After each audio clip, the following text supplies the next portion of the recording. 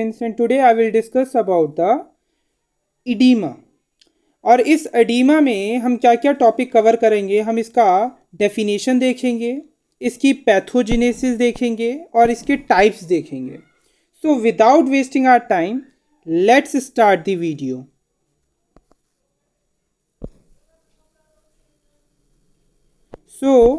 पहले हम इस एडिमा में इसकी डेफिनेशन देखते हैं। तो अगर मैं इस एडिमा की डेफिनेशन की बात करूं तो ये एडिमा जो वर्ड है ये ग्रीक वर्ड है जिसका मतलब क्या होता है, स्वेलिंग। और अगर मैं इसकी डेफिनेशन की बात करूं तो oedema is defined as abnormal and excessive accumulation of free fluid in the interstitial tissue spaces and serous cavity. तो एडिमा क्या है, एक तरीके से एक्यूमुलेशन होता है फ्री फ्लूइड का इंटरस्टिशियल टिश्यू स्पेसिस में और सीरस कैविटी में, जिसकी वजह से स्वेलिंग हो जाती है। तो इस कंडीशन को हम क्या बोलते हैं, एडिमा बोलते हैं।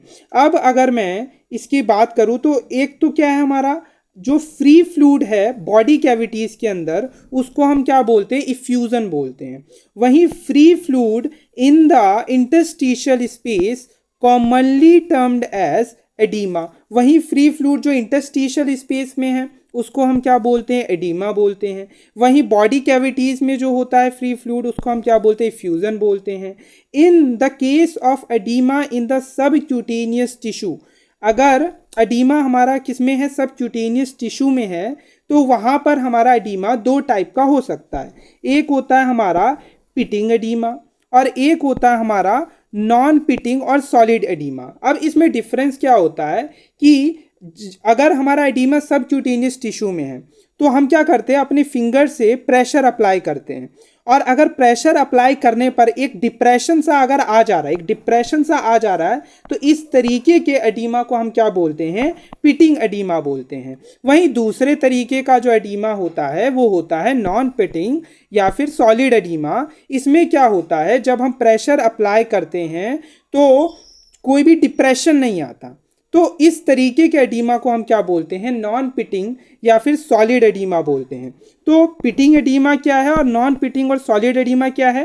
पिटिंग एडिमा क्या होता है, momentary pressure of finger produces a depression known as pitting edema. वहीं नॉन पिटिंग और सॉलिड एडिमा की अगर हम बात करें तो in which no pitting is produced on pressure is called non pitting और सॉलिड एडिमा।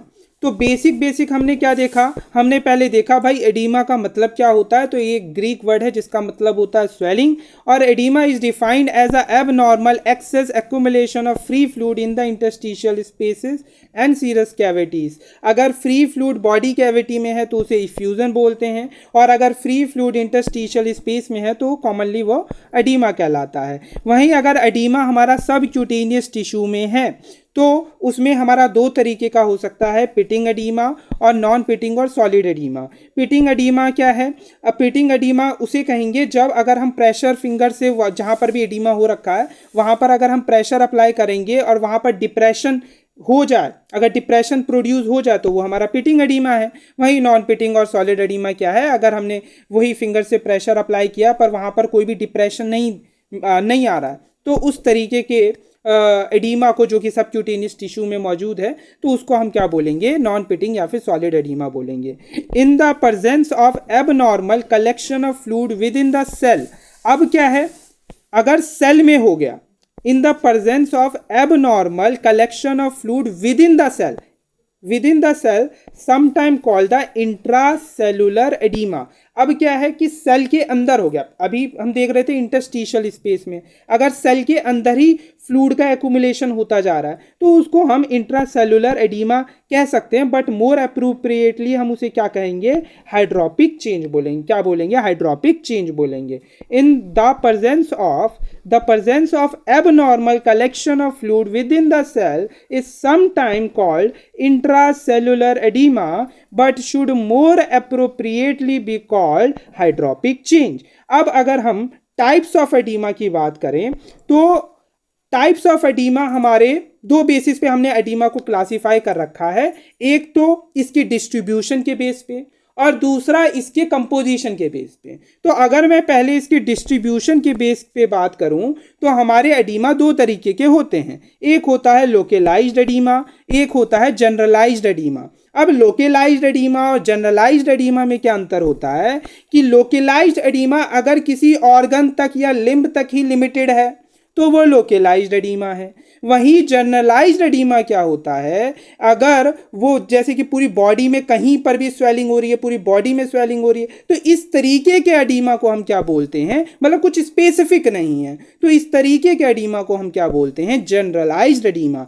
तो अगर मैं लोकेलाइज्ड एडीमा की बात करूं तो when limited to an organ और लिम्ब, तो इसको हम क्या बोलते हैं, लोकेलाइज्ड एडीमा। जैसे कि लिम्फेटिक एडीमा हो गया, पल्मोनरी एडीमा हो गया, सेरिब्रल एडीमा हो गया, तो ये सब क्या है, लोकेलाइज्ड एडीमा कहलाते हैं क्योंकि ये वहीं तक लिमिटेड रहते हैं। वहीं जनरलाइज्ड एडीमा क्या होता है, when it is systemic in distribution and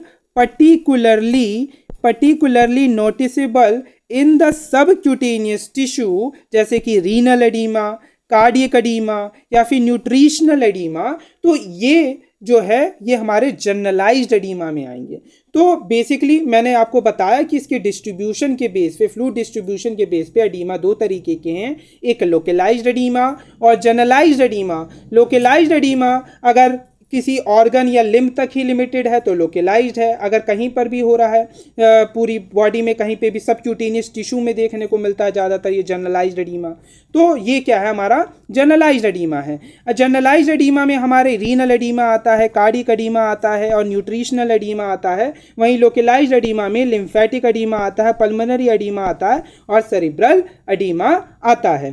तो अब देखते हैं हम दूसरे बेसिस पे, ये तो रही इसको जो हमने डिवाइड किया है किसके बेस पे, इसके डिस्ट्रीब्यूशन के बेस पे। अगर मैं इसको क्लासिफाई करूं इसके फ्लूइड कंपोजिशन के बेस पे तो दो तरीके के होते हैं एडीमा, एक ट्रांसुडेट और एक एक्सुडेट। तो मैंने क्या बताया टाइप्स ऑफ एडीमा, एक तो हमने किसके बेस पे क्लासिफाई किया, फ्लूइड के डिस्ट्रीब्यूशन पे, तो लोकेलाइज्ड और जनरलाइज्ड होते हैं। और अब मैं किस में क्लासिफाई कर रहा हूँ, अब किस बेसिस पे, तो इसके फ्लूइड कंपोजिशन के बेसिस पे एडीमा हमारे दो तरीके के हैं, एक है ट्रांसुडेट और एक है एक्सुडेट। अब ट्रांसुडेट और एक्सुडेट एडीमा में बेसिक डिफरेंस क्या होता है कि अगर एंडोथीलियल जो है, जो हमारे एंडोथीलियम की लेयर है ब्लड वेसल्स के अंदर, जो वस्कुलर एंडोथीलियल है, अगर उसकी परमेबिलिटी में चेंज नहीं आ रहा है तब हो रहा है तो वो ट्रांसुडेट कहलाता है।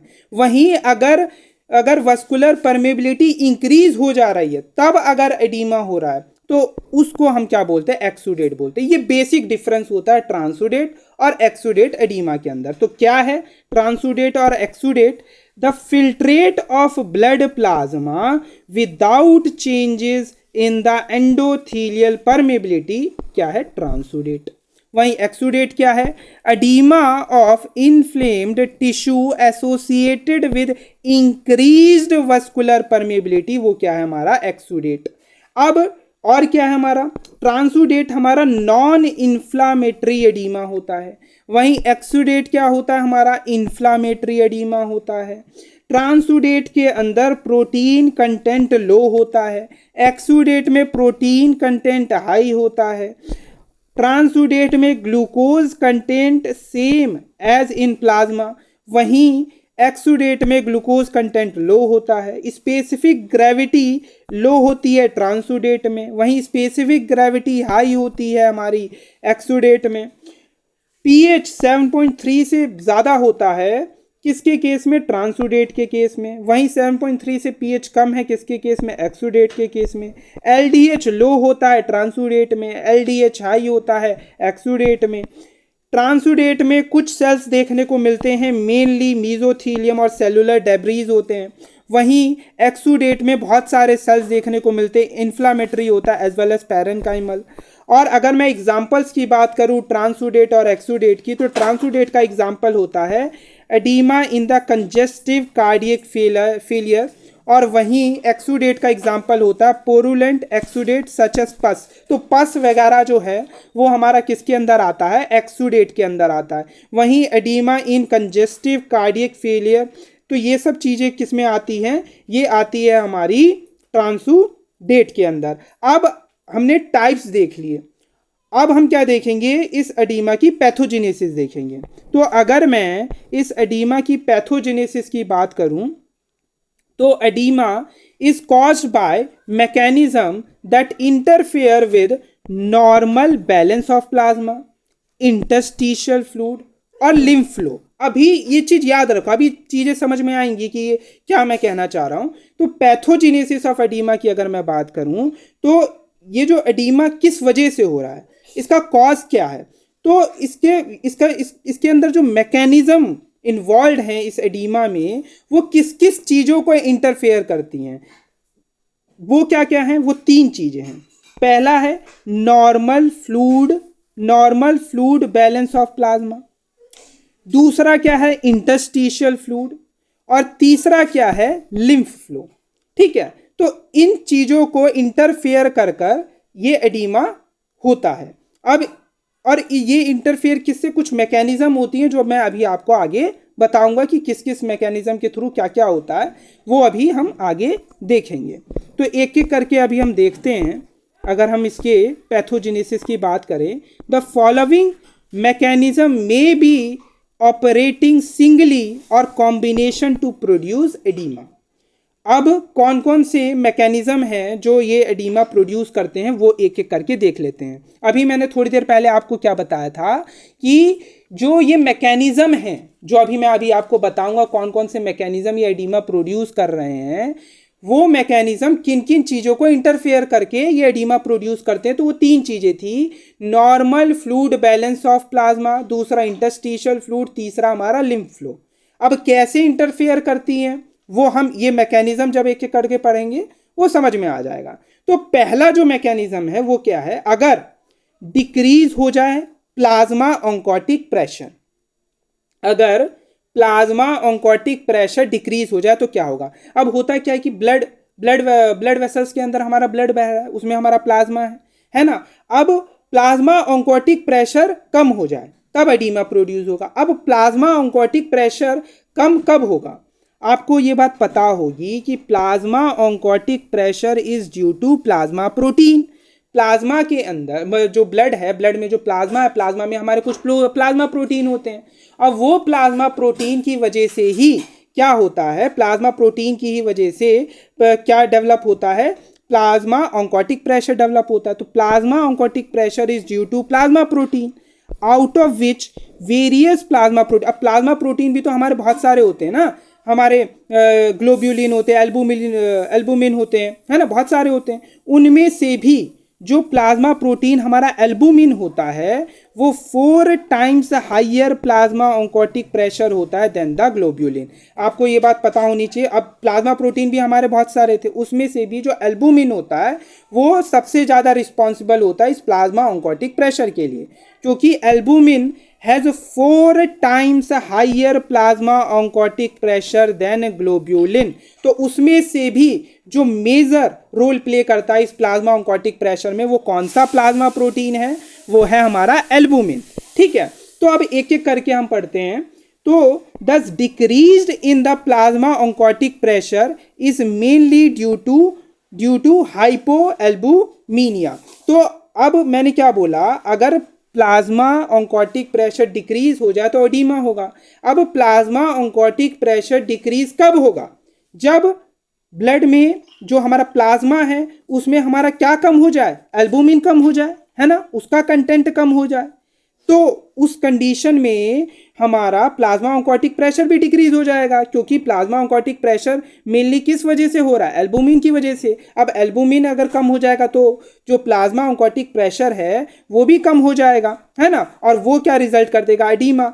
अब प्लाज्मा ऑन्कोटिक प्रेशर के डिक्रीज होने से एडीमा होता क्यों है, इसका मेन कारण क्या होता है कि ये जो प्लाज्मा ऑन्कोटिक प्रेशर क्या होता है, एक तरीके से जो एल्बुमिन है उसके पास जो फ्लूइड है उसको होल्ड करके रखने की एबिलिटी होती है। उसके पास क्या एबिलिटी होती है, फ्लूइड को होल्ड करके रखने की एबिलिटी होती है, और इस वजह से ही एक प्रेशर डेवलप होता है जिसे बोलते हैं प्लाज्मा ऑन्कोटिक प्रेशर, जिसकी वजह से जो फ्लूइड इंटरस्टिशियल स्पेस में होता है वो हमारा किसके अंदर आता है, ब्लड वेसल्स में आता है, ठीक है। और जो ब्लड वेसल में जो ब्लड है उसको भी, ब्लड वेसल में भी जो फ्लूइड है उसको भी ये क्या करता है, एक तरीके से होल्ड करके रखने का काम करता है।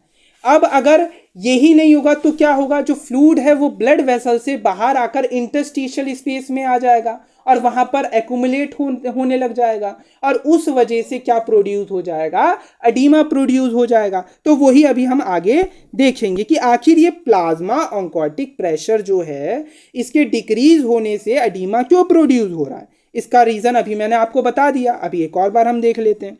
The plasma protein tends, the plasma protein, ये जो एल्बुमिन है मेनली, जो प्लाज्मा प्रोटीन है, tends to draw fluid into the vessel normally. इनके पास क्या टेंडेंसी होती है, फ्लूइड को एक तरीके से होल्ड करके रखने की एबिलिटी होती है। तो plasma protein tends to draw fluid into the vessel normally. A fall in the total plasma protein level result in lowering of plasma oncotic pressure in a way that it can no longer counteract the effect of hydrostatic pressure of blood. This result in increased outward movement of fluid from the capillary wall and decreased inward movement of fluid from the interstitial space. तो basically क्या होता है, होता क्या है कि मैंने अभी आपको बताया कि प्लाज्मा प्रोटीन के पास एबिलिटी है होल्ड करके रखने के लिए, और ये फ्लूइड को ड्रॉ भी करता है इंटरस्टिशियल स्पेस से, इनवर्ड मूवमेंट करवाता है। और एक और प्रेशर होता है जिसे बोलते हैं हाइड्रोस्टेटिक प्रेशर। वो क्या करता है, वो एक तरीके से ब्लड वेसल से फ्लूइड को बाहर ले जाने का काम करता है, इंटरस्टिशियल स्पेस में ले जाने का काम करता है। तो बेसिकली होता क्या है कि अगर और वहीं ये जो प्लाज्मा ऑन्कोटिक प्रेशर इसके अपोजिट लग रहा है, वो क्या कर रहा है, वो इस हाइड्रोस्टेटिक प्रेशर के अपोजिट काम करता है। अब अगर प्लाज्मा प्रोटीन कम हो जाए तो ये प्लाज्मा ऑन्कोटिक प्रेशर कम हो जाएगा। इस वजह से अब हाइड्रोस्टेटिक प्रेशर को काउंटरएक्ट करने वाला होगा नहीं। इस वजह से क्या होगा, एक तो इनवर्ड मूवमेंट जो है फ्लूइड की इंटरस्टिशियल स्पेस से ब्लड वेसल में वो कम हो जाएगी, पहला तो ये होगा। दूसरा क्या होगा, जो आउटवर्ड मूवमेंट है हाइड्रोस्टेटिक प्रेशर की वजह से वो भी बढ़ जाएगा। तो इनवर्ड मूवमेंट जो है फ्लूइड का वो कम हो गया है, और आउटवर्ड मूवमेंट जो है इंटरस्टिशियल स्पेस में फ्लूइड का वो बढ़ गया है, जिस वजह से इंटरस्टिशियल स्पेस में जो फ्लूइड है वो एक्यूमुलेट होने लग जाएगा और क्या कॉज कर देगा, एडीमा कॉज कर देगा। तो इस तरीके से अगर हमारा प्लाज्मा ऑन्कोटिक प्रेशर डिक्रीज हो जाए तो क्या हो सकता है, एडीमा हो सकता है। दूसरा क्या है हमारा कि इंक्रीज हो जाए कैपिलरी हाइड्रोस्टेटिक प्रेशर इंक्रीज हो जाए। दूसरा रीजन ये हो सकता है। तो पहला हमने देखा प्लाज्मा ऑन्कोटिक प्रेशर अगर डिक्रीज हो जाए तब हमारा एडीमा हो सकता है। दूसरा क्या है हमारा, अगर कैपिलरी हाइड्रोस्टेटिक प्रेशर इंक्रीज हो जाए। अब कैपिलरी हाइड्रोस्टेटिक प्रेशर अगर इंक्रीज हो जाएगा तो क्या होगा, आउटवर्ड मूवमेंट बढ़ जाएगी, यही होगा। देखते हैं क्या होता है।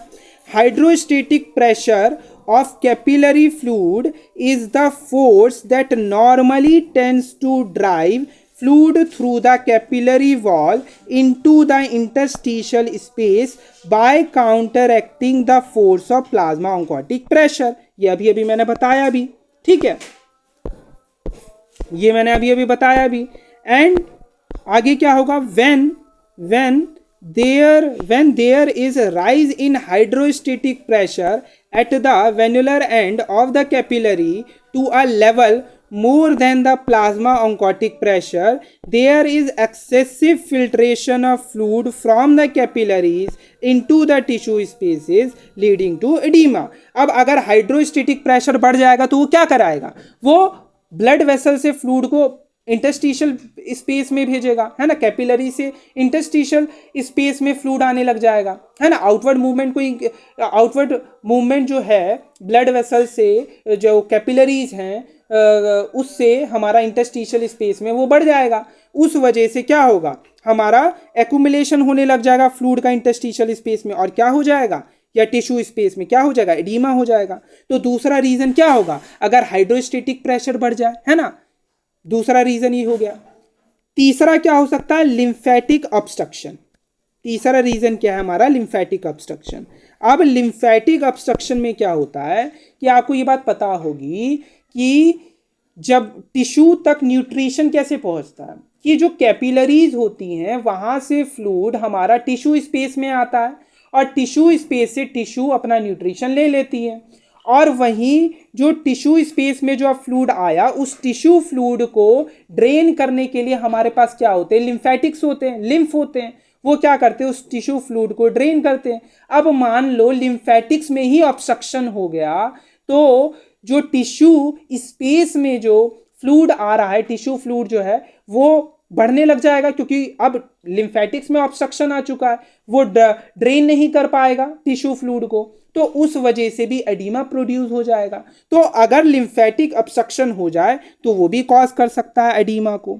तो तीसरा इसका पैथोजेनेसिस क्या है, लिम्फेटिक ऑब्स्ट्रक्शन, मतलब नॉर्मली द इंटरस्टिशियल फ्लूइड, और हम कह सकते हैं tissue fluid in the tissue space is escapes by the way of lymphatics. Obstruction to the outflow of these channel causes localized edema known as lymphoedema. तो ये हो गया, ये तीसरा रीजन हो गया। चौथा क्या हो सकता है, टिश्यू फैक्टर। चौथा पैथोजेनेसिस इसका क्या है, tissue factor. The two forces in the interstitial space. अब अभी तो हमने देखा कि जो कैपिलरी थी वहां पर हमने दो फोर्सेस देखे थे, एक तो हाइड्रोस्टेटिक प्रेशर था, दूसरा क्या था हमारा, प्लाज्मा ऑन्कोटिक प्रेशर था। अब ऐसे ही इंटरस्टिशियल स्पेस में भी हमारे दो फोर्सेस होते हैं, एक होता है oncotic pressure of interstitial space, interstitial space में भी ऑन्कोटिक प्रेशर होगा, और दूसरा क्या होता है जो क्या करेगा, इंटरस्टिशियल स्पेस के अंदर फ्लूइड को ड्रॉ करने का काम करेगा, है ना। तो oncotic pressure of interstitial space, और ये किस वजह से होगा, अगर इंटरस्टिशियल स्पेस में जो फ्लूइड है उसमें अगर प्लाज्मा प्रोटीन ज्यादा है तो उस वजह से oncotic pressure of interstitial space वो बढ़ जाएगा, और वो क्या कर सकता है, वो ज्यादा से ज्यादा फ्लूइड को जो है इंटरस्टिशियल स्पेस में ड्रॉ करने का काम करेगा, और उस वजह से क्या कॉज हो सकता है, उस वजह से क्या हो सकता है, एडीमा हो सकता है ना। तो बेसिकली इंटरस्टिशियल स्पेस में भी ऐसी दो प्रेशर होते हैं। पहला क्या, हम ये भी देख ही लेते हैं, oncotic pressure of interstitial space और टिश्यू टेंशन से कैसे एडीमा कॉज होता है, कैसे होता है। तो बेसिकली होता क्या है, ये जो टिश्यू फैक्टर है ना, ये नॉर्मली ज़्यादा इसका इम्पैक्ट होता नहीं है, इसका ज़्यादा इम्पैक्ट होता नहीं है, are normally quite small and insignificant to counteract the effect of plasma oncotic pressure and capillary hydrostatic pressure respectively.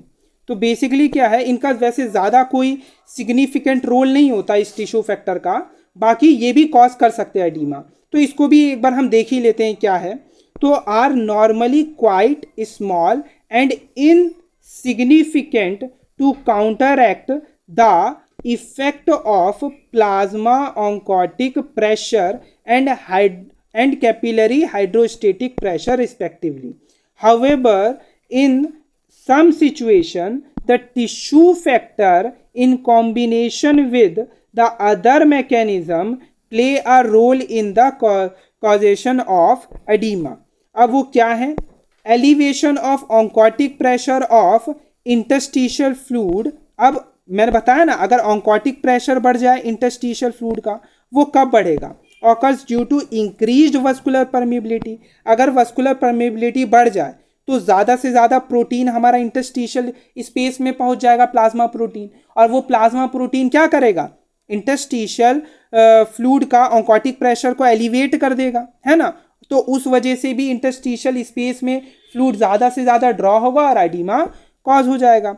The elevation of the oncotic pressure of interstitial fluid as occurs due to increased vascular permeability and inadequate removal of protein by the lymphatics. और जो lymphatics हैं वो भी अगर क्या कहते हैं इन protein को रिमूव नहीं कर पाए ज़्यादा से ज़्यादा, मान लो कि एक तो वस्कुलर परमिबिलिटी बढ़ गई है, उस वजह से ज़्यादा प्लाज्मा प्रोटीन जो है वो हमारा इंटरस्टिशियल स्पेस में आ चुका है. ऊपर से जो लिम्फेटिक्स हैं वो भी इतना ज़्यादा प्रोटीन आ चुका है कि उसको वो वापस ड्रेन नहीं कर पा रहे हैं.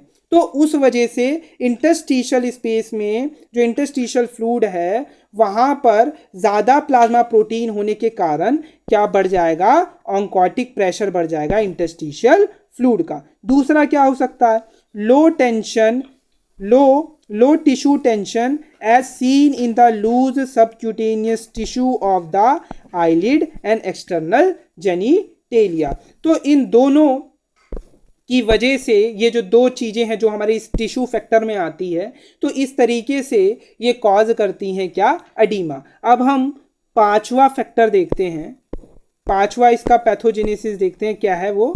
अगर क्या हो जाए, कैपिलरी की परमिएबिलिटी बढ़ जाए, इंक्रीज्ड कैपिलरी परमिएबिलिटी. होता क्या है, an intact capillary endothelium is semipermeable membrane which permit the free flow of water and crystalloid but allows minimal passage of plasma protein normally. कम से कम प्लाज्मा प्रोटीन जो है पास होने देता है ये, ठीक है. However, when the capillary endothelium is injured, अब मान लो ये इंजर्ड हो गई by the capillary poison such as toxin and their product जैसे हिस्टामीन, अनॉक्सिया की कंडीशन है, वीनम्स है ना, तो किसी सांप ने काट लिया है ना, तो वीनम्स वगैरह है, कुछ ड्रग्स एंड केमिकल्स हैं, तो कैपिलरी परमिएबिलिटी उस केस में प्लाज्मा प्रोटीन की एनहेंस हो जाती है, जिस वजह से due to development of gaps, क्योंकि इनकी वजह से क्या होता है, गैप्स डेवलप हो जाता है बिटवीन द एंडोथीलियल सेल और ज़्यादा से ज़्यादा प्लाज्मा प्रोटीन हमारा कैपिलरी से हमारा इंटरस्टिशियल स्पेस में आने लगता है, causing the leakage of plasma protein into the interstitial fluid. Thus in turn causes the reduced plasma oncotic pressure. Plasma का ऑन्कोटिक प्रेशर कम हो जाता है और एलिवेट हो जाता है oncotic pressure of interstitial fluid, और जिस वजह से क्या हो जाएगा, जाहिर सी बात है अगर प्लाज्मा ऑन्कोटिक प्रेशर कम हो गया है और जो इंटरस्टिशियल स्पेस, जो इंटरस्टिशियल फ्लूइड का जो ऑन्कोटिक प्रेशर है वो बढ़ गया है, तो क्या होगा, ज़्यादा से ज़्यादा फ्लूइड हमारा इंटरस्टिशियल स्पेस में आ जाएगा, है ना, क्योंकि इनके पास टेंडेंसी होती है प्लाज्मा प्रोटीन के पास होल्ड करके रखने की, तो उस वजह से क्या हो जाएगा, एडिमा हो जाएगा, है ना. तो पांचवा तो ये हो गया हमारा. छठा इसका पैथोजेनेसिस क्या है, सोडियम एंड वाटर रिटेंशन. अब सोडियम और वाटर रिटेंशन जो कि हमारा इसका आखिरी है, अब ये कैसे कॉज कर सकता है एडिमा.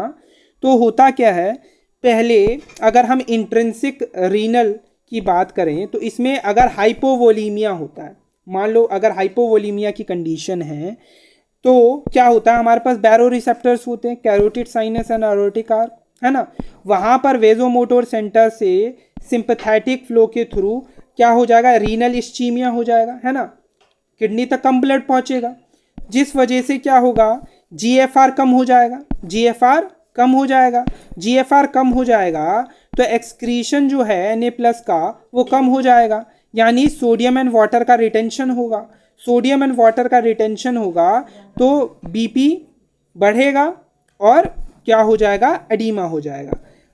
और अगर हम एक्सटर्नल रीनल हार्मोनल की बात करें तो होता क्या है, रीनल इस्चीमिया के केस में अगर डिक्रीज होगा सोडियम इन रीनल ट्यूब्यूल्स तो क्या होगा, एंजियोटेंसिनोजन जो है वो रेनिन की प्रेजेंस में एंजियोटेंसिन फर्स्ट में कन्वर्ट होगा, और एंजियोटेंसिन फर्स्ट हमारा एंजियोटेंसिन कन्वर्टिंग एंजाइम की प्रेजेंस में एंजियोटेंसिन सेकंड में कन्वर्ट होगा, और एंजियोटेंसिन सेकंड हमारा क्या रिलीज कराएगा, एल्डोस्टेरोन रिलीज कराएगा एड्रेनल कॉर्टेक्स से, और वो क्या कॉज करेगा, सोडियम एंड वाटर का रिटेंशन, जिस वजह से बीपी बढ़ेगा और एडिमा हो जाएगा।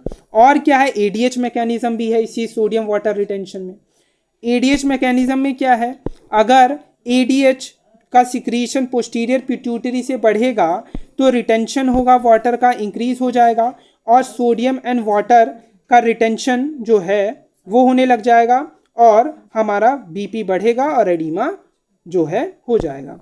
तो बेसिकली इतने सारे इसके सोडियम एंड वाटर रिटेंशन। तो इस तरीके इसमें कौन कौन से मैकेनिज्म है, एक्स्ट्रा रीनल हार्मोनल, जिसमें हमारे रैनिन वगैरह, एंजियोटेंसिन फर्स्ट, ये सब हमारा पूरा रास सिस्टम इन्वॉल्व होता है। इंट्रिंसिक रीनल में क्या है कि जीएफआर कम हो जाता है ना। और एडीएच मैकेनिज्म तो पता ही है कि एडीएच पोस्टीरियर पिट्यूटरी से हमारा रिलीज होता है और वो हमारा रिटेंशन करवाता है किसका, वाटर का, और क्या कॉज करवाता है, एडिमा। तो ये कंडीशन है ना। तो टोटल हमने इसकी पैथोजेनेसिस में एडिमा की 6 चीज़ें देखी। वो 6 चीज़ें क्या क्या थी, पहला, अगर प्लाज्मा ऑन्कोटिक प्रेशर डिक्रीज हो जाए, दूसरा इंक्रीज हो जाए हाइड्रोस्टेटिक प्रेशर, तीसरा क्या हो जाए, लिम्फेटिक ऑब्स्ट्रक्शन, चौथे में हमने टिश्यू फैक्टर देखा, टिश्यू फैक्टर में हमने देखा oncotic pressure of interstitial space और टिश्यू टेंशन, तो ये दोनों कैसे रिस्पॉन्सिबल होते हैं ये देखा।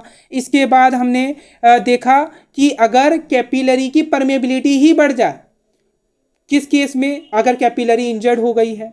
छठे में हमने क्या देखा, सोडियम एंड वाटर रिटेंशन, और वो किस किस मैकेनिज्म के थ्रू हो रहा है, ये पूरा मैंने फ्लो चार्ट से आपको बताया। तो ये चीज़ें इसकी पैथोजेनेसिस में आती हैं। अब हम क्या देखेंगे, इसके बेसिकली एडिमा के कुछ और इम्पॉर्टेंट टाइप्स होते हैं, उसके बारे में एक एक करके हम देख लेते हैं। तो वो कौन कौन से इम्पॉर्टेंट टाइप्स ऑफ एडिमा होते हैं हमारे। तो पहला जो इम्पॉर्टेंट टाइप ऑफ एडिमा है वो है रीनल एडिमा। अब रीनल एडिमा क्या होता है, तो देखते हैं अब रीनल एडिमा क्या होता है। रीनल एडिमा पता ही चल गया, मतलब किडनी से रिलेटेड है रीनल एडिमा। अब इसमें होता क्या है, oedema in acute tubular injury. अब इसमें 3 चीज़ें हो सकती हैं, या तो एक्यूट ट्यूबुलर इंजरी हो गई हो, दूसरा क्या हो सकता है, नेफ्राइटिक सिंड्रोम, और तीसरा क्या हो सकता है, नेफ्रोटिक सिंड्रोम। अब नेफ्राइटिक सिंड्रोम और नेफ्रोटिक सिंड्रोम में डिफरेंस होता है, जो कि अभी हम आगे देखेंगे। पहले हम ये देख लेते हैं, अब रीनल एडिमा के हमारे 3 कारण हो सकते हैं। पहला, oedema in acute tubular injury, दूसरा एडिमा इन नेफ्राइटिक सिंड्रोम, तीसरा एडिमा इन नेफ्रोटिक सिंड्रोम। तो ये दोनों तो अभी हम डिफरेंस में एक तरीके से हम कंपैरिजन करके पढ़ लेंगे। बाकी पहले मैं ये ऊपर वाला बताता हूँ, oedema in acute tubular injury. अब होता क्या है कि अगर एक्यूट कंडीशन में होता क्या है, कई बार अगर डैमेज हो जाए ट्यूब्यूल्स तो क्या होगा, lose capacity for the selective reabsorption of glomerular filtrate, है ना, excessive retention of water and electrolyte, और वो फिर क्या कॉज कर देगा, एडिमा कॉज कर देगा। तो होता क्या है कि अगर एक्यूट ट्यूबुलर इंजरी हो जाए तो जो डैमेज ट्यूब्यूल्स हैं वो क्या कर देते हैं, उनकी जो कैपेसिटी है सेलेक्टिव रीअब्जॉर्प्शन की ग्लोमेरुलर फिल्ट्रेट की, वो क्या हो जाती है, लूज हो जाती है वो कैपेसिटी। इस वजह से एक्सेसिव रिटेंशन हो जाता है वाटर और इलेक्ट्रोलाइट का, और अगर एक्सेसिव रिटेंशन होगा वाटर और इलेक्ट्रोलाइट का तो वो क्या कॉज कर देगा, एडिमा कॉज कर देगा। अब देखते हैं हम और क्या क्या कारण है हमारे रीनल एडिमा के। तो नेफ्रोटिक और नेफ्राइटिक सिंड्रोम, अब इसमें डिफरेंस क्या होता है। नेफ्रोटिक एडिमा का कॉज क्या होता है, नेफ्रोटिक सिंड्रोम। नेफ्राइटिक एडिमा क्या होता है, ग्लोमेरुलोनेफ्राइटिस। मतलब जो नेफ्रॉन में जो हमारे ग्लोमेरुलस होते हैं उनका अगर इन्फ्लामेशन हो जाए तो उसको क्या बोलेंगे, ग्लोमेरुलोनेफ्राइटिस। तो ग्लोमेरुलोनेफ्राइटिस के केस में क्या होता है हमारा, नेफ्राइटिक एडिमा। तो मैंने क्या बताया, नेफ्रोटिक एडिमा होता है और नेफ्राइटिक एडिमा। अब इनमें डिफरेंस क्या होता है, नेफ्रोटिक एडिमा नेफ्रोटिक सिंड्रोम की वजह से होता है, वहीं नेफ्राइटिक एडिमा ग्लोमेरुलोनेफ्राइटिस की वजह से होता है। और ग्लोमेरुलोनेफ्राइटिस क्या होता है, तो पता है कि नेफ्रॉन के पास जो ग्लोमेरुलस होता है अगर उसका इन्फ्लामेशन हो जाए उसे क्या बोलते हैं, ग्लोमेरुलोनेफ्राइटिस। अब अगर हम प्रोटीन्यूरिया की बात करें, यूरिन में प्रोटीन किस में ज़्यादा आता है, हैवी आता है नेफ्रोटिक एडीमा के केस में।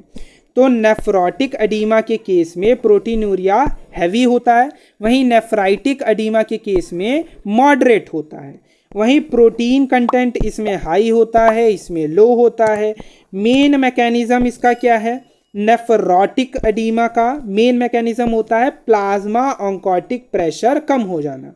तो अब नेफ्रोटिक एडीमा और नेफ्राइटिक एडीमा में कौन सा मेन मैकेनिज्म इन्वॉल्व है, तो वो देखते हैं। तो नेफ्रोटिक एडीमा में प्लाज्मा ऑन्कोटिक प्रेशर क्या हो जाता है, कम हो जाता है। अब ये कम कब होगा, जब हाइपोप्रोटीनीमिया होगा, है ना। वो भी मेन रीजन क्या होगा, हाइपोएल्बुमिनिया। अगर हम एकदम स्पेसिफिक देखें तो क्योंकि एल्बुमिनी जो रिस्पॉन्सिबल होता है मेनली प्लाज्मा ऑन्कोटिक प्रेशर के लिए। तो हाइपोप्रोटीनीमिया के केस में जब प्लाज्मा ऑन्कोटिक प्रेशर कम हो जाएगा तो वो क्या कॉज करता है, नेफ्रोटिक एडीमा। वहीं नेफ्राइटिक एडीमा की बात करें तो उसमें मेन क्या है, सोडियम एंड वाटर रिटेंशन इसका मेन मैकेनिज्म होता है। तो वो भी मैंने दिखाया, इसीलिए मैंने पैथोजेनेसिस इसके इंपॉर्टेंट टाइप्स बताने से पहले पैथोजेनेसिस अच्छे से समझा दी, ताकि अब जब हम ये इंपॉर्टेंट टाइप्स ऑफ एडीमा देखेंगे तो हमें समझ में आएगा कि कौन सा मैकेनिज्म कैसे एडीमा कॉज कर रहा है। मैंने बताया था कि प्लाज्मा ऑन्कोटिक प्रेशर कैसे जो है एडीमा कॉज कर रहा है, सोडियम और वाटर का रिटेंशन कैसे कॉज करता है। तो ये सब पूरा मैकेनिज्म मैंने आपको अच्छे से समझा दिया कैसे कैसे क्या होता है। तो अभी हम जल्दी जल्दी से देख लेते हैं। तो नेफ्रोटिक एडीमा का मेन मैकेनिज्म क्या इन्वॉल्व होता है नेफ्रोटिक में, नेफ्रोटिक में मेन मैकेनिज्म इन्वॉल्व होता है प्लाज्मा ऑन्कोटिक प्रेशर डिक्रीज हो जाना। वहीं नेफ्राइटिक में जो मेन कॉज है सोडियम एंड वाटर का रिटेंशन। पांचवा क्या है, अगर डिग्री ऑफ एडीमा की बात करें तो सीवियर और जनरलाइज्ड होता है किस केस में, कौन सा, नेफ्रोटिक एडीमा। नेफ्रोटिक एडीमा हमारा सीवियर और जनरलाइज्ड होता है, वहीं नेफ्राइटिक एडीमा हमारा माइल्ड होता है। क्या होता है, माइल्ड होता है। डिस्ट्रीब्यूशन की बात करें, जनरलाइज्ड है तो सब cutaneous tissue as well as visceral organ में देखने को मिलेगा। वहीं जो नेफ्राइटिक एडीमा है वो हमारा loose tissue mainly face, eyes, ankles, genitalia इधर इधर देखने को मिलता है। तो ये पूरा हमने रीनल एडीमा देख लिया। अब देखते हैं कार्डियक एडीमा। तो कार्डियक एडीमा की बात करें तो ये भी हमारा जनरलाइज्ड एडीमा होता है, develop in right sided and congestive heart failure. तो इस केस में ये हो सकता है। अब कंजेस्टिव हार्ट फेलियर कैसे होता है वो देखते हैं कि अगर कंजेस्टिव हार्ट फेलियर हो जाए तो क्या होगा। पहला क्या होगा, कार्डियक आउटपुट घट जाएगा। कार्डियक आउटपुट घटेगा तो क्या होगा, हाइपोवोलीमिया होगा। हाइपोवोलीमिया होगा तो जीएफआर कम हो जाएगा और वो क्या करवाएगा, वाटर और सोडियम का रिटेंशन कम करवाएगा, रिटेंशन करवाएगा सोडियम एंड वाटर का। और सोडियम और वाटर का रिटेंशन होगा तो वो क्या कॉज कर देगा, कार्डियक एडीमा। इसके अलावा हाइपोवोलीमिया होगा तो हमारा पोस्टीरियर पिट्यूटरी से एडीएच भी रिलीज होगा और वो भी हमारा क्या करवाएगा, रिटेंशन कराएगा किसका, सोडियम एंड वाटर का।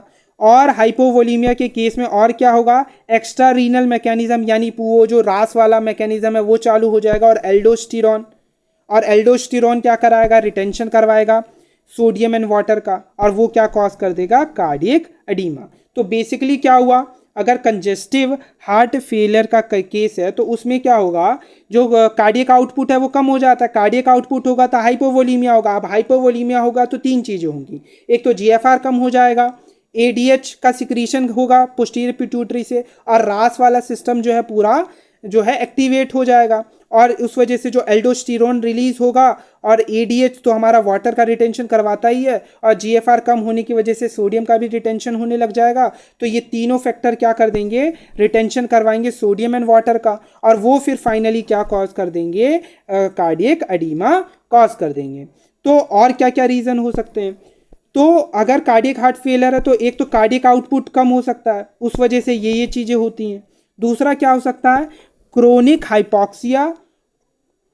हाइपॉक्सिया अगर होगा तो क्या होगा, तो जो कैपिलरी की परमिएबिलिटी है वो बढ़ जाएगी।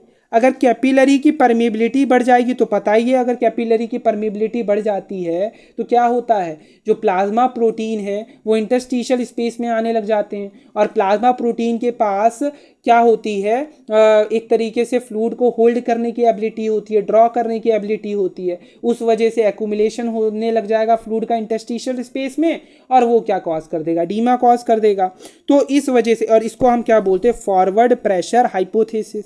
तो क्रोनिक, तो अगर कंजेस्टिव हार्ट फेलियर होगा तो हाइपॉक्सिया भी होगा, क्योंकि ब्लड अच्छे से पंप नहीं हो पाएगा, तो उस वजह से हाइपॉक्सिया की कंडीशन होगी ना, ऑक्सीजन पहुंच नहीं पाएगा, lack of oxygen at the tissue level is called hypoxia. और इसी क्रोनिक हाइपॉक्सिया की वजह से कैपिलरी की परमेबिलिटी एक तरीके से इंजर्ड होने लग जाएंगे, जो कैपिलरी की एंडोथीलियम होगी, और उस वजह से जो कैपिलरी परमेबिलिटी है वो बढ़ जाएगी, और उस वजह से क्या हो जाएगा, कार्डियक एडीमा, और इसको हम फॉरवर्ड प्रेशर हाइपोथेसिस बोलते हैं। और क्या होगा, सेंट्रल वीनस प्रेशर बढ़ जाएगा, सेंट्रल वीनस प्रेशर बढ़ेगा तो कैपिलरी का हाइड्रोस्टेटिक प्रेशर भी बढ़ेगा, और कैपिलरी का हाइड्रोस्टेटिक प्रेशर क्या करता है, फ्लूइड को कैपिलरी से बाहर इंटरस्टिशियल स्पेस में ले जाने का काम करता है।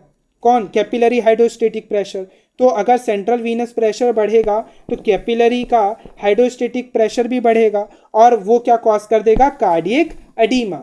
और ये जो हाइपोथेसिस है इसको हम क्या बोलेंगे, बैक प्रेशर हाइपोथेसिस। क्या बोलेंगे, बैक प्रेशर हाइपोथेसिस। तो इस तरीके से जो है कार्डियक एडीमा कॉज होता है। तो पूरा मैंने आपको इसका एक फ्लो चार्ट से पूरा बताया कि कैसे कैसे क्या होता है। अब हम देखते हैं तीसरे तरीके का जो एडीमा है वो हमारा क्या है, पल्मोनरी एडीमा। अगर हम पल्मोनरी एडीमा की बात करें तो पल्मोनरी एडीमा हमारा एक लोकल एडीमा होता है, ठीक है। इसकी स्पेशलिटी क्या होती है, fluid accumulate in the tissue space, tissue space में तो हो रहा है, साथ में पल्मोनरी एल्वोलाई में भी एक्यूमुलेट होने लगता है, और इसको हम क्या बोलते हैं, पल्मोनरी एडीमा। अब इसकी इटियोपैथोजेनेसिस की बात करें, इटियोपैथोजेनेसिस मतलब कॉज देखें तो इसके हमारे मेनली 3 कारण हो सकते हैं। पहला, एलिवेशन हो जाए पल्मोनरी हाइड्रोस्टेटिक प्रेशर का, दूसरा इंक्रीज्ड वस्कुलर परमेबिलिटी, तीसरा एक्यूट हाई एल्टीट्यूड एडीमा, है ना। तो 3 कारण हो सकते हैं। तो पहला क्या है, एलिवेशन ऑफ, पहला क्या है हमारा, elevation of pulmonary hydrostatic pressure. पहला क्या हमारा, elevation of pulmonary hydrostatic pressure. अब ये कब बढ़ता है, मान लो कि हार्ट फेलियर की कंडीशन है तो उसमें क्या होता है, जो प्रेशर है पल्मोनरी वेन में वो बढ़ जाता है, और अगर वो बढ़ जाएगा तो पल्मोनरी हाइड्रोस्टेटिक प्रेशर अगर हमारा ज़्यादा हो जाए, किससे, प्लाज्मा ऑन्कोटिक प्रेशर से, तो जो फ्लूइड है वो मूव करने लग जाएगा कहाँ पर, इंटरस्टिशियम में, और साइमल्टेनियसली जो कैपिलरीज हैं वो डेवलप कर लेंगी फेनिस्ट्रेशन, और जो प्रोटीन है वो लीक करने लग जाएगा out, and later due to sustained pulmonary hydrostatic pressure and interstitial edema alveolar lining भी ब्रेक हो जाएगी, और उस वजह से एल्वोलर एडीमा भी हो जाएगा। तो ये जो पूरी मैंने इसकी पूरी इटियोपैथोजेनेसिस आपको बताई इस पल्मोनरी एडीमा की, तो उसमें मैंने बताया क्या कि elevation of pulmonary hydrostatic pressure जो है पल्मोनरी एडीमा कॉज कर सकता है। कैसे कॉज कर सकता है, तो वो मैंने यहाँ बताया कि अगर हार्ट फेलियर की कंडीशन है तो उस केस में अगर प्रेशर जो है पल्मोनरी वेन में वो बढ़ जाएगा, उस वजह से पल्मोनरी हाइड्रोस्टेटिक प्रेशर अगर हमारा ज़्यादा हो गया प्लाज्मा ऑन्कोटिक प्रेशर से, तो जो फ्लूइड है वो इंटरस्टिशियम में आने लग जाएगा, उस वजह से जो कैपिलरीज हैं वो उसमें भी जो फेनिस्ट्रेशन है और प्रोटीन है वो बाहर आने लग जाएंगे। उस वजह से क्या होगा कि अगर पल्मोनरी हाइड्रोस्टेटिक प्रेशर ऐसे ही सस्टेन्ड रहा और इंटरस्टिशियल एडीमा की वजह से जो एल्वोलॉय हैं उनकी भी लाइनिंग ब्रेक हो सकती है, और उनकी लाइनिंग ब्रेक होने के बाद फ्लूइड उसके अंदर भी बढ़ जाएगा और उस वजह से एक्यूमुलेट होने लग जाएगा, उस वजह से क्या हो जाएगा, एल्वोलर एडीमा हो जाएगा। तो ये इसके एग्जाम्पल है लेफ्ट हार्ट फेलियर और मिट्रल स्टेनोसिस और नेफ्रोटिक सिंड्रोम। तो अब अगर हम क्या देखें, और दूसरा इसकी इटियोपैथोजेनेसिस क्या हो सकती है, इंक्रीज्ड वस्कुलर परमेबिलिटी। तो एक तो हमने देख लिया elevation in the pulmonary hydrostatic pressure, elevation in the pulmonary hydrostatic pressure. दूसरा क्या है हमारा, इंक्रीज्ड वस्कुलर परमेबिलिटी, अब परमेबिलिटी बढ़ जाए। Damage of the alveolar capillary membrane, उस वजह से क्या हो जाएगा, वस्कुलर परमेबिलिटी बढ़ जाएगी। एक्सेस ऑफ फ्लूइड हमारा प्लाज्मा, एक्सेस ऑफ प्लाज्मा जो है हमारा लीक होने लग जाएगा आउट, इसकी वजह से इंटरस्टिशियल एडीमा होगा, और वो हमारा एंड में क्या कॉज कर देता है, एल्वोलर एडीमा। इसका एग्जाम्पल क्या है, एक्स्ट्रा पल्मोनरी इन्फेक्शन या फिर इनहेलेशन ऑफ टॉक्सिन। तो ये सब रीजन हो सकते हैं इंक्रीज्ड वस्कुलर परमेबिलिटी के।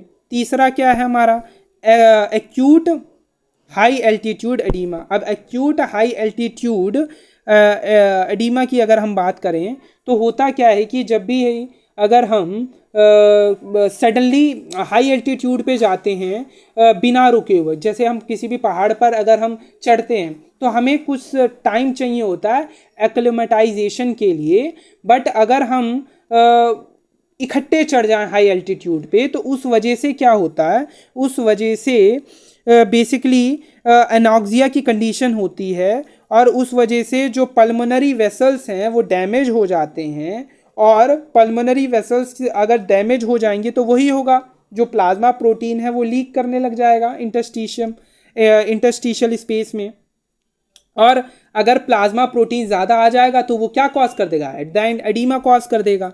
तो एक्यूट हाई एल्टीट्यूड एडीमा के केस में, एक्यूट हाई एल्टीट्यूड एडीमा भी हमारा इसी पल्मोनरी एडीमा का एक इटियोपैथोजेनेसिस है। तो ये हमने पूरा का पूरा पल्मोनरी एडीमा देखा कि ये क्या होता है, लोकल एडीमा, इसकी स्पेशलिटी, इसकी पैथोजेनेसिस देखी कि ये किस वजह से होता है। अब हम अपना आखिरी जो टाइप है हमारा क्या है, सेरिब्रल एडीमा, और हमारा इसमें इंपॉर्टेंट टाइप का एडीमा कौन सा है, सेरिब्रल एडीमा। अगर हम सेरिब्रल एडीमा की बात करें तो इसके स्पेशल फीचर क्या होते हैं, it is the most life threatening example of oedema. ये सबसे ज़्यादा डेंजर होता है, most life threatening example of oedema. No lymphatic, क्योंकि ब्रेन में तो हमारे कोई लिम्फेटिक ड्रेनेज भी नहीं होते, no lymphatic drainage in brain.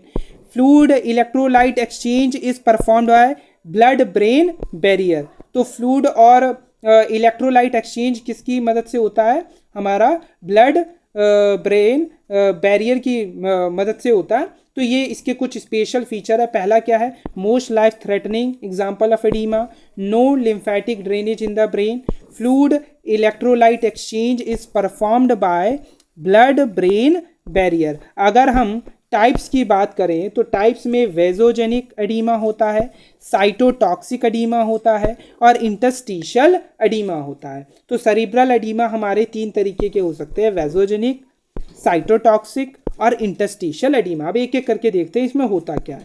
अगर हम वेजोजेनिक एडीमा की अगर हम बात करें, मोस्ट कॉमन टाइप, ये सबसे कॉमन टाइप का है, due to increased hydrostatic pressure और इंक्रीज कैपिलरी परमेबिलिटी की वजह से वैसोजेनिक एडीमा होता है। वाइट मैटर, और इसमें होता क्या है, वाइट मैटर स्वेल कर जाते हैं, and soft with flattened Gayri and narrow sulci. तो उस वजह से फ्लूइड अगर एक्यूमुलेट होगा तो होता क्या है, जो गायरीज होती हैं वो क्या हो जाती है, फ्लैटेंड हो जाती हैं, और सल्काए जो हैं वो क्या हो जाते हैं, नैरो हो जाते हैं। और क्या होता है, swelling of astrocytes, clear halos are seen around the small blood vessels. और क्या होता है, brain abscess and some tumours. तो ये सब देखने को मिलते हैं इस वैसोजेनिक एडीमा में। तो वैसोजेनिक एडीमा मोस्ट कॉमन होता है, और इसमें बेसिकली क्या होता है, हाइड्रोस्टेटिक प्रेशर बढ़ जाता है, और कैपिलरी की भी जो परमेबिलिटी है वो भी बढ़ जाती है। दूसरा तरीके का एडीमा क्या है, साइटोटॉक्सिक एडीमा। साइटोटॉक्सिक एडीमा में क्या होता है, blood brain barrier intact, intracellular oedema, disturbance in the cellular osmoregulation, cells are swollen and vacuolated and purulent meningitis, तो ये सब चीज़ें जो हैं देखने को मिलती हैं साइटोटॉक्सिक एडीमा में। तो साइटोटॉक्सिक एडीमा में कुछ नहीं है, इसके अंदर बेसिकली क्या होता है, जो फ्लूइड है उसका एक्यूमुलेशन होता है इंट्रासेलुलर। मतलब होता क्या है कि इसमें जो सेलुलर ऑस्मो रेगुलेशन है वो ही उसी में दिक्कत आने लगती है, उसी में डिस्टरबेंस हो जाता है। इस वजह से ये जो साइटोटॉक्सिक एडीमा होता है, तो बेसिकली साइटोटॉक्सिक एडीमा में ऐसा नहीं है, इसमें क्या होता है, ये एक तरीके से इंट्रासेलुलर एडीमा है। इंट्रासेलुलर एडीमा का मतलब कि जो ब्रेन की जो सेल्स हैं उसी के अंदर फ्लूइड का एक्यूमुलेशन होता जा रहा है। अब वो किस वजह से होता जा रहा है, क्योंकि डिस्टरबेंस हो गई है किसकी, सेलुलर ऑस्मो रेगुलेशन की। उस वजह से सेल के ही अंदर खुद ही एक तरीके से फ्लूइड का एक्यूमुलेशन होने लगता है और वो क्या कॉज कर देता है, इंट्रासेलुलर एडीमा। इसमें जो ब्लड ब्रेन बैरियर है वो इंटैक्ट रहती है, बट सेल के ही लेवल पे दिक्कत आती है, इंट्रासेलुलर एडीमा होता है, disturbance in the cellular osmo regulation. तो एक तरीके से पोरुलेंट मेनिंजाइटिस होता है। तो एक तरीके से ये क्या है, ये हमारा साइटोटॉक्सिक एडीमा कहलाता है। और तीसरा हमारा क्या है, इंटरस्टिशियल एडीमा। इंटरस्टिशियल एडीमा में क्या होता है, excess fluid crosses ependymal lining of ventricles and accumulate in the periventricular white matter. तो बेसिकली इसमें क्या होता है, जो एक्सेस फ्लूइड है वो इपेंडाइमल लाइनिंग जो है वेंट्रिकल्स की, उसको क्रॉस करता है और एक्यूमुलेट हो जाता है कहाँ पर, पेरी वेंट्रिकुलर वाइट मैटर में, और क्या कॉज कर देता है, इंटरस्टिशियल एडीमा। तो बेसिक अगर मैं आइडिया दूं तो सेरिब्रल एडीमा हमारे तीन तरीके के हैं, वैसोजेनिक है, साइटोटॉक्सिक है और इंटरस्टिशियल एडीमा है। वैसोजेनिक एडीमा में हाइड्रोस्टेटिक प्रेशर बढ़ जाता है और कैपिलरी की परमेबिलिटी भी बढ़ जाती है। वहीं साइटोटॉक्सिक एडीमा में जो ब्लड ब्रेन बैरियर है वो तो हमारा इंटैक्ट रहता है, बट उसमें क्या होता है, जो सेलुलर ऑस्मो रेगुलेशन में डिस्टर्बेंस के कारण क्या होने लगता है, इंट्रासेलुलर एडीमा। वहीं इंटरस्टिशियल एडीमा में क्या होता है, जो एक्सेस ऑफ फ्लूइड है वो इपेंडाइमल लाइनिंग ऑफ वेंट्रिकल्स जो है उसको क्रॉस करके एक्यूमुलेट होने लगता है पेरी वेंट्रिकुलर वाइट मैटर के अंदर, और क्या कॉज कर देता है, इंटरस्टिशियल एडीमा। इसका एग्जांपल है oedema in the non communicating hydrocephalus. इसके अलावा हमारे और भी तरीके के एडीमा होते हैं, जैसे कि हिपैटिक एडीमा होता है। अब हिपैटिक एडीमा, अब खुद सोचो, हिपैटिक एडीमा यानी किससे रिलेटेड होगा, लिवर से रिलेटेड होगा। अब हिपैटिक एडीमा लिवर की वजह से कैसे हो सकता है, अब ये सोचो, अगर हमें ये बात पता है कि जो लिवर है उसके अंदर जितनी भी प्लाज्मा प्रोटीन है वो हमारे कौन फॉर्म करते हैं, लिवर फॉर्म करते हैं। अगर लिवर में कोई दिक्कत हो जाएगी तो जो प्लाज्मा प्रोटीन है वो बनना, उसकी सिंथेसिस में दिक्कत आने लग जाएगी। अब प्लाज्मा प्रोटीन ही की सिंथेसिस में ही अगर प्रॉब्लम आने लग जाएगी तो क्या हो जाएगा, हाइपोप्रोटीनीमिया हो जाएगा। और अगर हाइपोप्रोटीनीमिया हो जाएगा तो उस वजह से लिवर डिसीज में क्या होने लग जाता है, हाइपोप्रोटीनीमिया। क्यों, क्योंकि लिवर ही प्रोटीन, प्लाज्मा प्रोटीन का सिंथेसिस करता है। अब अगर हाइपोप्रोटीनीमिया हो जाएगा तो और प्लाज्मा यानी कि प्लाज्मा प्रोटीन कम हो जाएंगे, और प्लाज्मा प्रोटीन ही रिस्पॉन्सिबल होते हैं और प्लाज्मा ऑन्कोटिक प्रेशर के लिए। तो अगर प्लाज्मा प्रोटीन कम है तो जो प्लाज्मा ऑन्कोटिक प्रेशर है वो कम हो जाएगा, और अगर प्लाज्मा ऑन्कोटिक प्रेशर कम हो जाएगा तो प्लाज्मा की जो एबिलिटी थी फ्लूइड को ड्रॉ करने की इंटरस्टिशियल स्पेस से कैपिलरी के अंदर, वो यानी कि इनवर्ड मूवमेंट कम हो जाएगा, और उस वजह से इंटरस्टिशियल स्पेस में क्या होने लग जाएगा,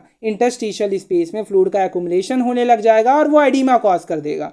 तो ये रीजन हो सकता है हिपैटिक एडीमा का। दूसरा क्या हो सकता है, अगर पोर्टल हाइपरटेंशन हो जाए, अगर पोर्टल हाइपरटेंशन हो जाएगा तो क्या होगा, हाइड्रोस्टेटिक प्रेशर बढ़ जाएगा, है ना। हाइड्रोस्टेटिक प्रेशर बढ़ जाएगा तो वो भी मैंने बताया था कि वो कैसे एडीमा कॉज कर रहा है। तीसरा क्या हो सकता है कि आपको ये बात पता होगी कि जो एल्डोस्टेरोन जो निकलता है वो एल्डोस्टेरोन आपको पता है कि क्या करता है, वाटर और सोडियम का रिटेंशन कराता है और ये हमारा एडीमा कॉज कर सकता है। अब इस एल्डोस्टेरोन का इनएक्टिवेशन लिवर में होता है। अगर लिवर में कोई दिक्कत आ जाएगी तो एल्डोस्टेरोन का इनएक्टिवेशन नहीं होगा, उस वजह से हाइपर एल्डोस्टेरोनिज्म हो जाएगा और उस वजह से क्या होगा, वाटर और सोडियम का रिटेंशन होगा और वो फाइनली एडीमा कॉज कर देंगे। तो ये पूरा इस तरीके से हिपैटिक एडीमा हो सकता है। तो हिपैटिक एडीमा में क्या क्या इसकी अगर मैं इटियोपैथोजेनेसिस की बात करूँ, इसके क्या क्या कॉज हो सकते हैं हिपैटिक एडीमा के, तो पहला क्या है कि अगर लिवर में दिक्कत है तो हाइपोप्रोटीनीमिया हो जाएगा, दूसरा पोर्टल हाइपरटेंशन की वजह से, और तीसरा क्या है, एल्डोस्टेरोन का इनएक्टिवेशन भी कौन कराता है, लिवर कराता है। अब इसका इनएक्टिवेशन नहीं होगा तो एल्डोस्टेरोन का अमाउंट बढ़ता जाएगा, वो उसका अमाउंट बढ़ता जाएगा तो वाटर और सोडियम का रिटेंशन कराएगा और वो एडीमा कॉज कर देगा। तो ये चीज़ें हिपैटिक एडीमा में होती है। इसके अलावा एक और एडीमा होता है न्यूट्रिशनल एडीमा। न्यूट्रिशनल एडीमा में अगर आप प्रोटीन की डेफिशिएंसी है, जैसे ख्वाशिकर डिजीज़ है, उसके अंदर क्या होता है, प्रोटीन की डेफिशिएंसी होती है चिल्ड्रन में। अगर कोई डाइट में प्रोटीन ही नहीं ले रहा है तो उस वजह से क्या होगा, न्यूट्रिशनल एडीमा हो जाएगा। एक और होता है मिक्सो एडीमा। मिक्सो एडीमा किस केस में होता है, तो वो हाइपोथायरॉयडिज्म के केस में देखने को मिलता है। तो ये भी हमारे कुछ और टाइप के एडीमा थे, हिपैटिक एडीमा, न्यूट्रिशनल एडीमा और मिक्सो एडीमा। और बेसिकली जितने भी इंपॉर्टेंट एडीमा थे, इंपॉर्टेंट टाइप्स ऑफ एडीमा थे, वो तो हमने देख ही लिए। तो इसी के साथ ये जो हमारा पूरा का पूरा टॉपिक है एडीमा कंप्लीट हुआ। मिलते हैं ऐसी ही एक नई वीडियो के साथ, तब तक खुश रहें, मस्त रहें। जय हिंद।